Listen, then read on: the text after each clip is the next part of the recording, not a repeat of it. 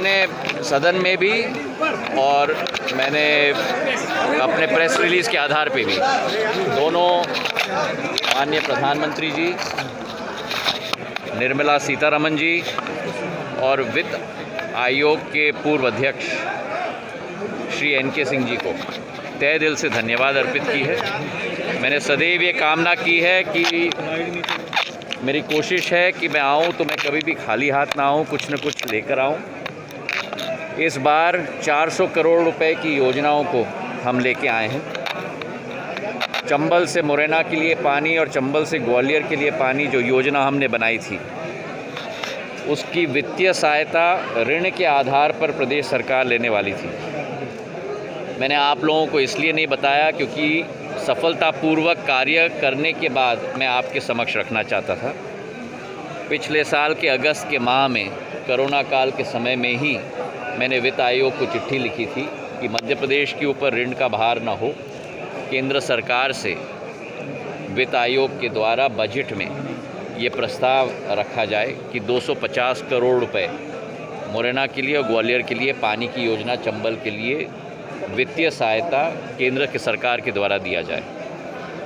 उसी के साथ एक अन्य मुद्दा मैंने रखा था कि ग्वालियर, शिवपुरी, चंदेरी का पर्यटन का सर्किट और हमारे बुनकरों की सहायता के लिए एक नई योजना 75 करोड़ की मंजूर की जाए ताकि एक नई उन्नति इस क्षेत्र में हम लोग ला पाएँ।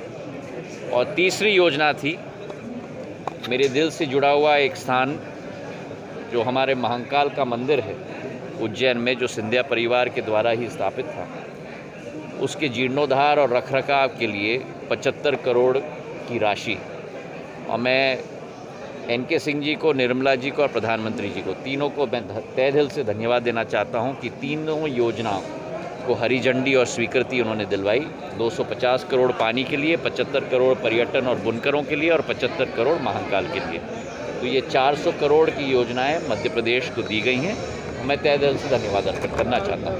महाराज साहब, एक तस्वीर हमने देखी, बड़ी सुहानी थी, उसकी चर्चा बहुत ज़्यादा है। दिग्विजय सिंह जी ने आपको महाराज कहा, सदन में चर्चा हुई, बधाई दी, आशीर्वाद भी दिया है, आपने आशीर्वाद मांगा। देखिए, विचारों का आदान प्रदान होता है, विचारों में मतभेद होते हैं, पर मैं उस परिवार से आया हूं जहां सोच विचारधाराओं में मतभेद हो सकते हैं, लेकिन एक स्तर होना चाहिए राजनीति का, और वही मैंने पिछले 20 सालों में मेंटेन करने की कोशिश की है। और उसी संदर्भ में हमारी चर्चा सदन में हुई थी, और जो हमारे माननीय दिग्विजय सिंह जी को कहना था उन्होंने कहा, और जो मुझे कहना था वो मैंने कह दिया। जी, उमा भारती ने शराबबंदी अभियान शुरू करने की बात कही, आपको क्या लगता है, आप क्या स्टैंड है? ये मुद्दा आदरणीय उमा भारती जी और मुख्यमंत्री शिवराज सिंह जी के बीच का वार्तालाप है, जो आप लोगों के द्वारा ही रिपोर्ट किया गया, जो मैंने पूछा था। मुख्यमंत्री के द्वारा प्रदेश के लिए नीति बनाई जाती है, उन दोनों के बीच का संदर्भ है, उस पर मैं कोई टिप्पणी नहीं करना चाहता। व्यापार मेले को लेकर क्या कहेंगे? व्यापार मेले को लेकर व्यापारी नाराज हैं कई बार से, किस मोटे व्यापारी आ गए हैं। किसके लिए? ग्वालियर का व्यापार मेला में हमारा मेला ऐतिहासिक मेला सदैव रहा है। हर बार इस मेले को प्रोत्साहन देने के लिए हमने सदैव कोशिश की है। इस बार भी हमारा मेला ऐतिहासिक रहेगा। आप लोगों को बड़ी थोड़ी शंका थी पिछले वर्ष और उसके वर्ष पहले, क्योंकि टर्नओवर इतना गिर गया था, 100 करोड़ तक आ गया था, 4 गुना हो गया, अब 8 गुना हो गया। अब इस साल कोरोना की वजह से मेरी आशा है कि कम से कम पिछले साल का रेवेन्यू तक तो पहुंच जाना चाहिए। महाराज साहब, एक आखिरी सवाल है कि मुरलीधर राव इंदौर में थे, उन्होंने एक बड़ा स्टेटमेंट दिया कि सिंधिया जी की वजह से हमारे कुछ लोग वंचित रह गए। देखिए आप लोगों कृपा करके देश में लोगों को जोड़ने की कोशिश करो। मुरलीधर जी ने ऐसा कुछ नहीं कहा।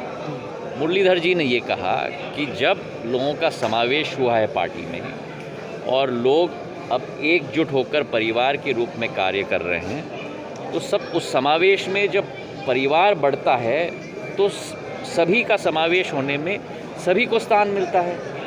और जहाँ तक ये बात बार बार चलती है, कोई सिंधिया गुट नहीं है, कोई फलाना गुट नहीं है, कोई ढिकाना गुट नहीं है। आप लोग बीजेपी को कवर कर रहे हो बहुत पहले से।